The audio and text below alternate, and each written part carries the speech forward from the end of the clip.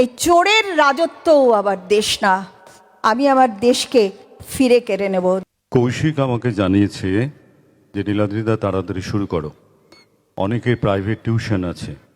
আমি মায়েদেরকে বলি, কয়েকজন বাবা এসছেন প্রাইজের অনুষ্ঠানে এখন, কিন্তু এত দূর থেকে একজন মহিলা এসছেন, মহিলার কথা বিশেষ করে বললাম, মহিলা উচ্চারণ করলাম, এবং যিনি এতটা সাহসিনী, প্রাণের ঝুঁকি পর্যন্ত ছিল, তার কথাটা শোনা উচিত।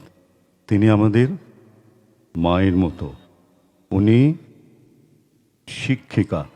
ওর কয়েকটি মূল্যবান কথা আপনারা শুনুন। জীবনে ঋজু হতে কিভাবে শেখা যায় এবং জীবনে বড় কি করে হওয়া যায়। আর একটি আর দুঃখের কথা বাড়াবো না, আপনারা সবাই জানেন, ম্যাডাম জানেন, বর্ধমান ইউনিভার্সিটির সম্ভবত তারা কেমিস্ট্রির, পরে স্বামী স্ত্রী হয়েছে, দুজনেই ফার্স্ট ক্লাস পেয়েছিল, দুজনেই পিএইচডি করেছিল। 26,000-এর মধ্যে দুজনেরই নাম ছিল। আগামী ফেব্রুয়ারিতে ম্যাডাম, ওরা তো সুপ্রিম কোর্টে নিয়ম অনুযায়ী মাইনে পাবে না, এবার কি করবে ওরা? এত ধৈর্য বাঙালির। আমি ম্যাডামকে অনুরোধ করছি, সময় আমাদের কাছে, আমাদের অমিত মিত্রর মতো, আমাদের অমিতের মতো আমাদের সময়ের অভাব নেই। আপনি বলুন, আপনি আমাদেরকে উপদেশ দিন, ছেলে মেয়েদেরকে পরামর্শ দিন। আসলে কিছু মানুষের ডাকের মধ্যে একটা অদ্ভুত আন্তরিকতা থাকে। যেমন এখানে একজনের নাম আমি করব, কৌশিক ঘোষ। তার আমাকে আমন্ত্রণ করার মধ্যে, তার ডাকের মধ্যে মিশেছিল এত গভীর একটা আন্তরিকতা যে আমি 4 তারিখ থেকে, উনি আমাকে 4, একবার 5, একবার 9 বিভিন্ন ডেট দিয়েছেন, আমি আসতে পারিনি। কিন্তু শেষমেশ এই 12 তারিখে আমি এলাম। এই আন্তরিকতার ভেতরে অদ্ভুত একটা সততা, অদ্ভুত একটা ভালো কিছু করার প্রবণতা আমি বুঝতে পেরেছিলাম। উনি আমার কাছে পরিচিত ছিলেন না। এই কল্যাণী টাউন ক্লাবও আমার কাছে একেবারেই অজানা একটা নাম। কিন্তু একটা ঘটনাটা খুব অদ্ভুত, একটা প্রতিবাদের ঘটনা। এই সিস্টেমের, এই অন্যায় অবিচারের বিরুদ্ধে একটা প্রতিবাদ। এবং কলকাতা বিশ্ববিদ্যালয়ের উপাচার্যের চেয়ারে বসে এই প্রতিবাদ। সঙ্গে ছিলেন কলকাতা বিশ্ববিদ্যালয়ের সিন্ডিকেটের সদস্যরা, যারা সাহস তাদের মধ্যে আমি জোগাতে পেরেছিলাম বলেই তারাও আমার পাশে ছিলেন।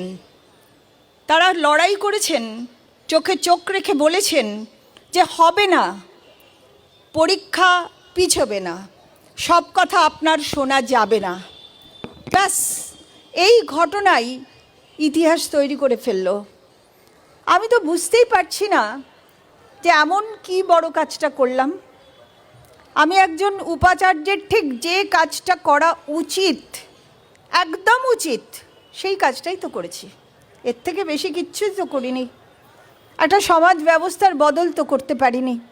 প্রীতিলতা ওয়াদ্দেদারের মতন ইউরোপিয়ান ক্লাব আক্রমণ করিনি। বিপ্লবী বীণা দাসের মতো স্ট্যানলি জ্যাকসনকে গুলি করিনি। তো করলামটা কি? তো এই কথাটা বলায় এবিপির সুমন, যারা আমাকে সেরা বাঙালি 2025 দিয়েছে এই প্রতিবাদের মুখকে, ওটা অদ্ভুত কথা বলেছে যে এই যেটা আপনি বলছেন না, যে অত্যন্ত সোজা, এটা কি করলাম, এমন কি করলাম, এটাই তো কেউ করে না। আর এই করে না বলেই সমাজটা ধীরে ধীরে ধীরে ধীরে এত অবক্ষয়ের পথে নেমে গেছে। এই ঘটনাই আজকে কল্যাণী টাউন ক্লাবকে আমার কাছে পরিচিত করে তুলল, কৌশিক বাবুকে আমার কাছে পরিচিত করে তুলল। এই অগণিত মানুষ ঠান্ডার মধ্যে যারা ঘুরছেন, বেড়াচ্ছেন, বসে আছেন, তাদের সবাইকে আমার আপনজন করে তুলেছে। আজকে একটা দিন, এমন একটা দিনে আমি এসেছি, এটা এটা ভেবে চিন্তে আসা নয়, এমনি হঠাৎ এসে পড়েছি আজকের দিনটায়। সে দিনটা কিন্তু বাংলার, বাঙালি তথা দেশের কাছে একটা স্মরণীয় দিন। আজকের এই দিনে স্বামী বিবেকানন্দ জন্মেছিলেন সম্ভবত 1863 সাল। স্বামী বিবেকানন্দ জন্মেছিলেন এবং এই সাধুকে আমি সব সময় বলি বিপ্লবী সাধু। তিনি কতটা সাধু, কতটা শিক্ষক, কতটা বিপ্লবী, কতটা ধর্ম প্রচারক, প্রশ্ন থেকে যায়। তো আমার কাছে উনি একজন শিক্ষক, উনি একজন বিপ্লবী। তার উল্লেখযোগ্য কথাগুলো প্রতিদিন প্রতিনিয়ত আমি ছাত্রদের বলে যাই। যেমন উনি সেই সময়ই দাঁড়িয়ে বলেছিলেন যে অন্তঃশ্বাস শূন্য শিক্ষা ব্যবস্থা। সেই সময় কত বছর আগের কথা। উনি বলেছিলেন শিক্ষা মানুষের অন্তরের স্বাধীন চেতনার, স্বাধীন চিন্তার বিকাশ ঘটাবে, তবে তো শিক্ষা। হয়নি, আজও হয়নি। উনি এটাও বলেছিলেন ছোট ছোট তরুণ ছেলেমেয়েদের যে রোজ রোজ গীতা পড়তে হবে না, কিন্তু ফুটবলটা খেলতে হবে। তার মানে স্বাস্থ্য চর্চার কথা বলেছিলেন। উনি আরও একটা মারাত্মক কথা বলেছিলেন, যেটা বারবার রিপিট করতে হবে, মনের ভেতরে বারবার ভাবতে হবে। সেটা হলো একটা সমাজ বা একটা দেশ খারাপ হয়ে যায় কেবল মাত্র খারাপ লোকেদের জন্য নয়, ভালো লোকেদের নীরবতার জন্য, ভালো লোকেদের নিরপেক্ষতার জন্য। স্বামী বিবেকানন্দকে যদি এতটুকু শ্রদ্ধা করেন, এই কথাটা মনের মধ্যে রেখে নিজে আয়নার সামনে দাঁড়াবেন, দেখবেন, নিজেকে প্রশ্ন করবেন যে আমি কতটা নিরপেক্ষ, আমি কতটা নীরব রয়েছি সব কিছু দেখে। কত বড় একটা কথা। আজকের দিনে বারবার কথাটা খাটে। অগণিত মানুষ ভুগছে, নানা রকম অত্যাচার অবিচারে ভুগছে। শিক্ষিত ছেলেমেয়েরা রাস্তায় পড়ে গড়াচ্ছে, তাদের নাকি সরকারি চাকরি নাকি যায় না। কতগুলো অযোগ্য শিক্ষকের জন্য যোগ্য শিক্ষকদের চাকরি চলে গেছে। একটা দরিদ্র পরিবারের মেয়েকে একটু একটু করে তিল তিল করে বাবা মা না খেয়ে না দিয়ে ডাক্তার বানাচ্ছিল। সে আরজি করে ডিউটিরত অবস্থায় সেই এমডি পড়া ছাত্রীটি খুন হয়ে গেছে, প্রাতিষ্ঠানিক খুন। কত অরাজকতা, কত কিছু অরাজকতা। আচ্ছা, ভাইস চ্যান্সেলরের সিলেকশনের ক্ষেত্রেও এই মারাত্মক অরাজকতার শিকার আমরা হয়েছি। সাধারণ মানুষ, যারা শিক্ষিত মানুষ, তারা আয়নার সামনে দাঁড়িয়ে একবার প্রশ্ন করবেন নিজেদের যে আমরা কতটা প্রতিবাদ করছি, আমরা কতটা নিরপেক্ষ, কতটা নীরব। আসবার পথে গাড়িতে শুনছিলাম একটা রাস্তায় স্বামী বিবেকানন্দের জন্মদিন পালন করছে কেউ, হয়তো দেখতে পাইনি। শুনছিলাম পৌরপিতা টিতা সবাই বসে আছেন, সবাইকে ডাকা হচ্ছে, বলা হচ্ছে পুষ্পাঞ্জলি হবে, অঞ্জলি দেবে স্বামী বিবেকানন্দের পায়ে, আপনারা সব আসুন। হাসি পাচ্ছিল প্রচণ্ড যে স্বামী বিবেকানন্দ পুষ্পাঞ্জলি হচ্ছে, ভগবান বিগ্রহ বানিয়ে ফেলেছে স্বামী বিবেকানন্দকে। হায়, কি দেশ, কি দেশে আমরা বাস করি। স্বামী বিবেকানন্দের নাম তাদের উচ্চারণ করার অধিকার নেই, তারা পুষ্পাঞ্জলি দিচ্ছে। আমি ছোটবেলা থেকে, একদম ছোটবেলা থেকে মায়ের কাছে এই স্বামী বিবেকানন্দের এই শব্দগুলো, কথাগুলো শুনে শুনে বড় হয়েছিলাম। আমার স্বামী বিবেকানন্দের নাম উল্লেখ করার অধিকার আছে। আরেকজনের নাম আমি আজকে করব, বিশেষ দিন, স্মরণীয়, বরণীয়, ক্ষণজন্মা। মাস্টারদা সূর্য সেনের আজ শহীদ দিবস। মাস্টারদা সূর্য সেন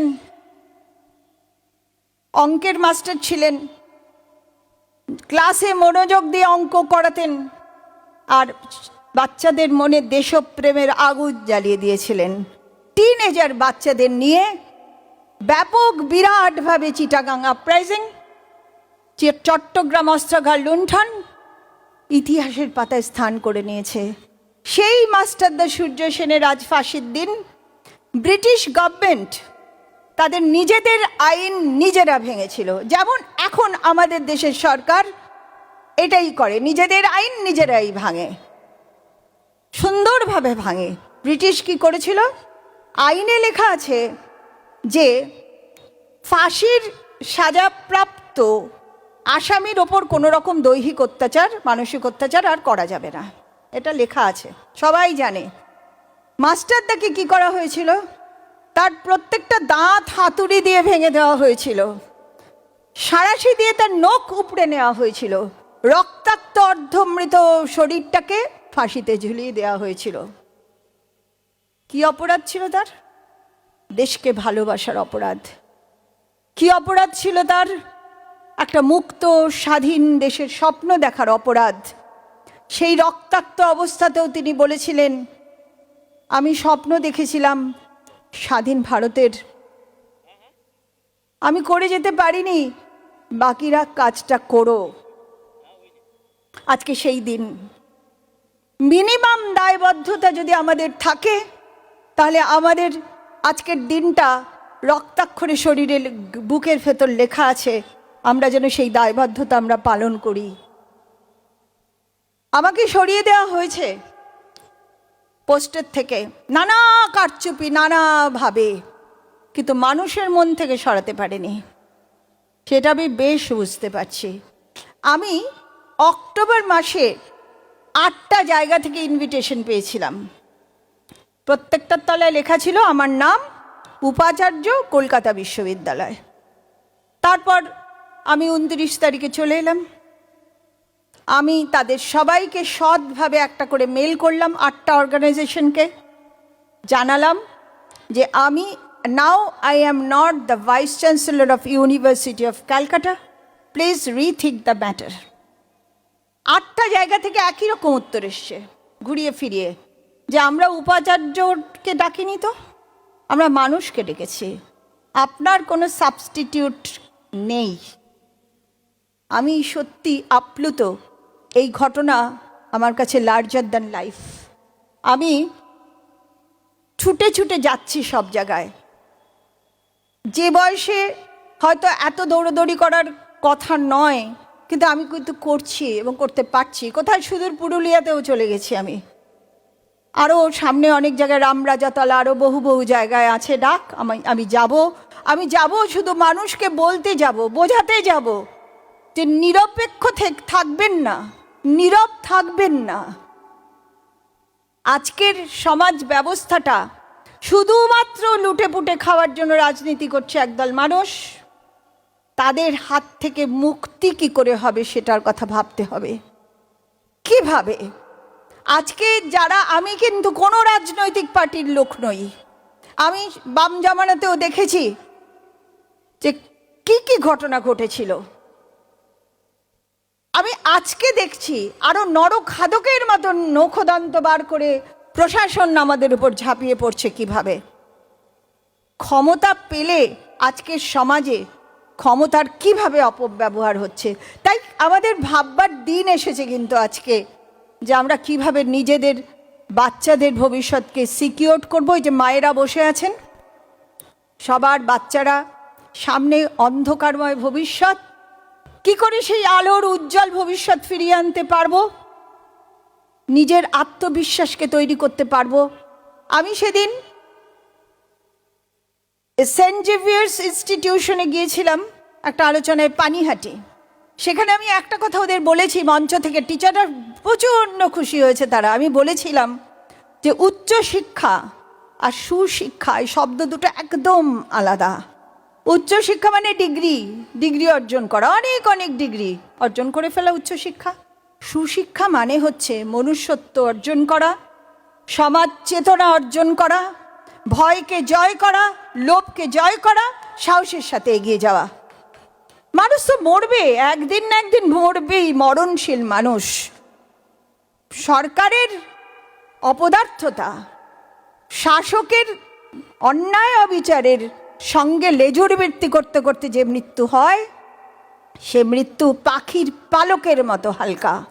আর প্রতিবাদ করতে করতে যদি মৃত্যুও বরণ করতে হয়, সে মৃত্যু হিমালয়ের মতো ভারী। আমি ছোট্ট বক্তব্য দিয়ে আর বাড়াবো না, আমি শুধু একটি কথাই বলবো। এক কবির কথায় আমি বলতে চাই, একটু ঘুরিয়ে বলবো কথাটা। কবি নবারুণ ভট্টাচার্যের বিখ্যাত কবিতা, তার লাইনগুলোকে একটু চেঞ্জ করে আমি বলবো। উনি বলেছিলেন, এ মৃত্যু উপত্যকা আমার দেশ না, এ জল্লাদের উল্লাস মঞ্চ আমার দেশ না। আমি তার সাথে আরেকটা জুড়ব, এই চোরের রাজত্বও আমার দেশ না। আমি আমার দেশকে ফিরে কেড়ে নেব।